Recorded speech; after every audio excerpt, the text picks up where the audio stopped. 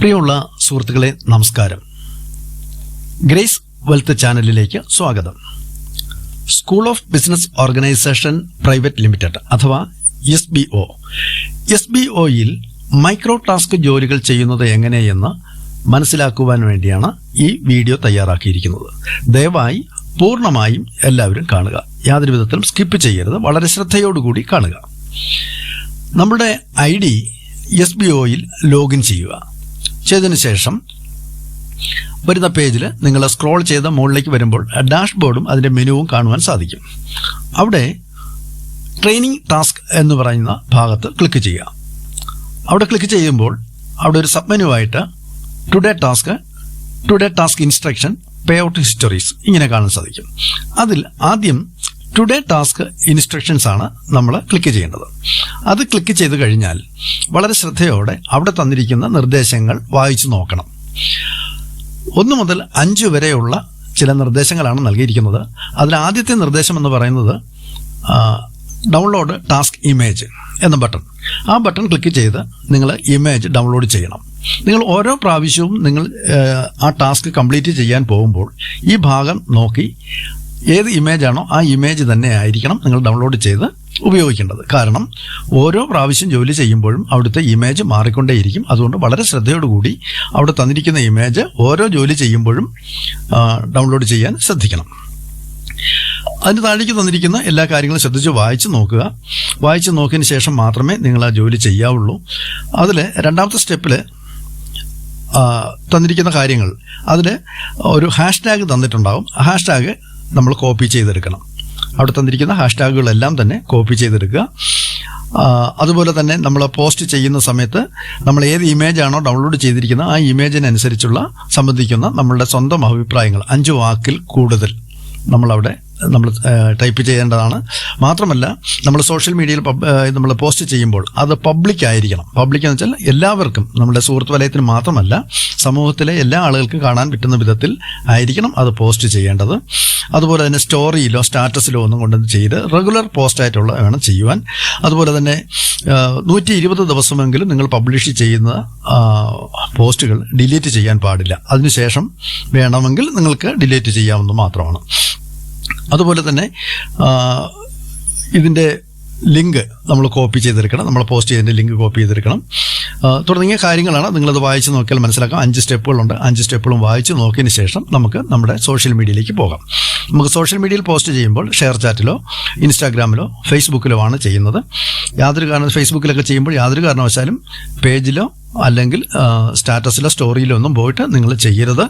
ചെയ്താൽ നിങ്ങൾക്കത് വാലിഡ് ആയിരിക്കില്ല. ഞാനിവിടെ ഫേസ്ബുക്കിലേക്കാണ് പോസ്റ്റ് ചെയ്യുന്നത്. ഫേസ്ബുക്കിലേക്ക് നമുക്ക് ലോഗിൻ ചെയ്യാം.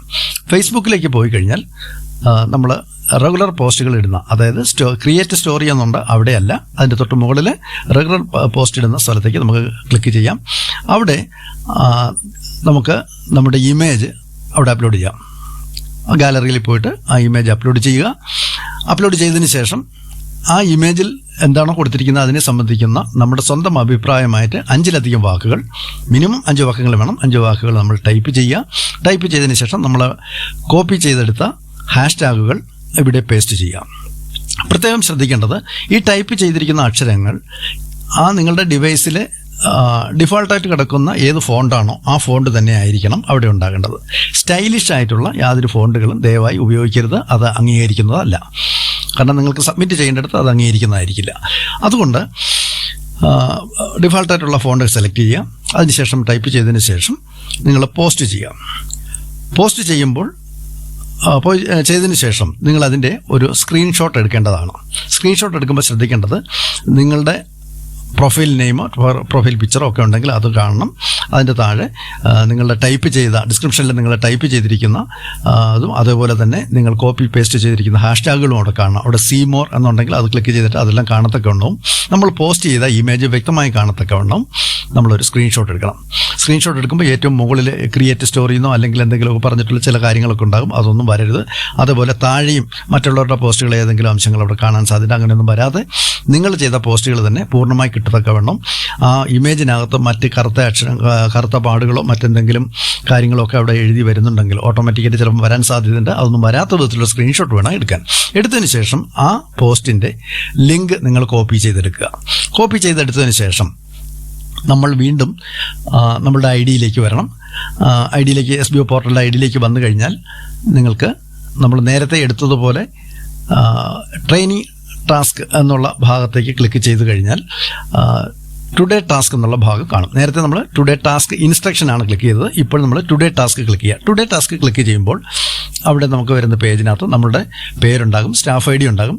അതിൻ്റെ താഴെ ചൂസ് സോഷ്യൽ മീഡിയ എന്നുണ്ടാവും. അവിടെ ക്ലിക്ക് ചെയ്തിട്ട് നമ്മൾ ഏത് സോഷ്യൽ മീഡിയയിലാണോ പോസ്റ്റ് ചെയ്തത്, അത് ഫേസ്ബുക്കിലാണോ ഷെയർ ചാറ്റിലാണോ ഇൻസ്റ്റാഗ്രാമിലാണോ ഏത് തന്നെയാണെങ്കിലും അത് സെലക്ട് ചെയ്യുക. അത് സെലക്ട് ചെയ്തതിനു ശേഷം അതിൻ്റെ താഴെ പേസ്റ്റ് ചെയ്യുക. നമ്മൾ URL പേസ്റ്റ് ചെയ്യുക. പേസ്റ്റ് ചെയ്തതിന് ശേഷം ചൂസ് ഫയൽ എന്ന് പറഞ്ഞ് ക്ലിക്ക് ചെയ്തിട്ട് നമ്മൾ എടുത്ത സ്ക്രീൻ ഷോട്ടോടെ അപ്ലോഡ് ചെയ്യുക. അപ്ലോഡ് ചെയ്ത് സബ്മിറ്റ് കൊടുക്കുക. സബ്മിറ്റ് കൊടുക്കുമ്പോൾ നമ്മൾ ചെയ്തതിൽ തെറ്റുകളൊന്നുമില്ല എങ്കിൽ അത് സബ്മിറ്റ് ആകുന്നതും ഒരു ഗ്രീൻ കളറിൽ അവിടെ ഒന്ന് സക്സസ്ഫുൾ നിങ്ങളെ കാണിക്കുന്നതുമായിരിക്കും. അങ്ങനെയാണെങ്കിൽ അതിന് എത്ര രൂപയാണോ നമുക്ക് ലഭിക്കേണ്ടത് ആ പണം അവിടെ ആഡ് ആകുന്നതായിരിക്കും. പ്രത്യേകിച്ച് ശ്രദ്ധിക്കുക, CSR ടോക്കൺ മിസ്മാച്ച് എന്ന് കാണുകയോ 404 എന്ന് കാണുകയോ മറ്റെന്തെങ്കിലും എററുകൾ കാണുകയാണെങ്കിൽ അത് പരിഹരിക്കാൻ ശ്രമിക്കണം. പരിഹരിച്ചതിന് ശേഷം മാത്രമേ നമ്മൾ സബ്മിറ്റ് ചെയ്യാൻ പാടുള്ളൂ. അങ്ങനെ വരുമ്പോൾ CSR ടോക്കൺ മിസ്മാച്ച് ആണെങ്കിൽ ക്യാഷ് ക്ലിയർ ചെയ്തതിന് ശേഷം വീണ്ടും ഒന്നും കൂടി ട്രൈ ചെയ്താൽ ശരിയാവുന്നതായിരിക്കും.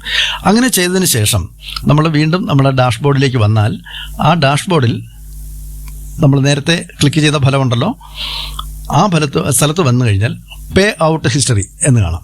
അതായത് ട്രെയിനിങ് ടാസ്കിൽ ക്ലിക്ക് ചെയ്ത് കഴിഞ്ഞാൽ പേ ഔട്ട് ഹിസ്റ്ററി എന്ന് പറഞ്ഞൊരു ഭാഗം കാണാൻ കിട്ടും. ആ പേ ഔട്ട് ഹിസ്റ്ററിയിലേക്ക് പോയി കഴിഞ്ഞാൽ ഇവിടെ നമുക്കിതേപോലെ നമുക്ക് ആ ലെഫ്റ്റ് സൈഡിലും റൈറ്റ് സൈഡിലേക്ക് സ്ക്രോൾ ചെയ്ത് നോക്കിക്കഴിഞ്ഞാൽ നമുക്കതിൻ്റെ പണം ആഡായിരിക്കുന്നതും കാണാൻ സാധിക്കും.